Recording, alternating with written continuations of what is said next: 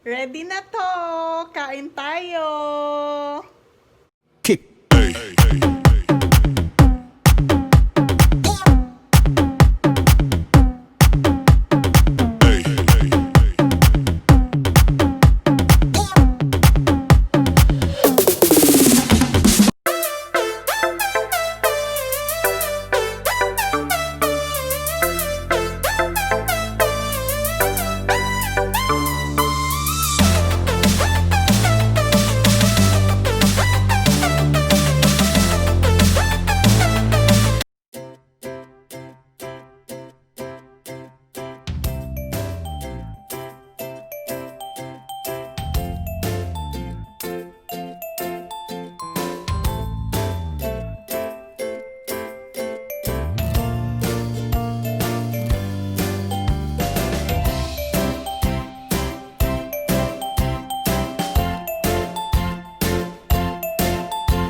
Ngayon guys, nilalaga ko po muna yung aking sago.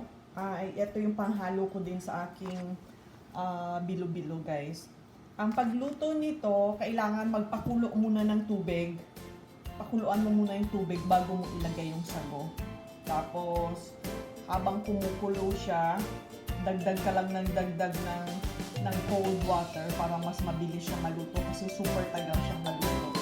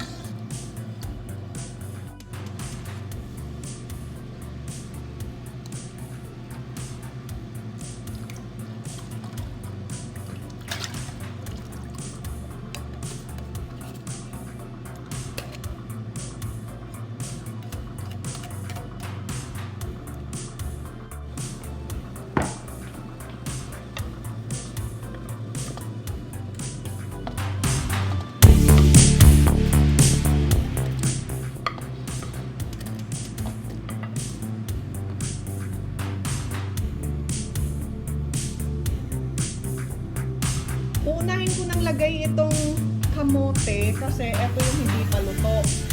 Ito kasing sabana na saging. Sabana banana. Itong sabana saging, na-steam na siya kaya malambot na siya. Hindi na siya kailangan. So ito, pwede na natin ilagay yung bilo-bilo.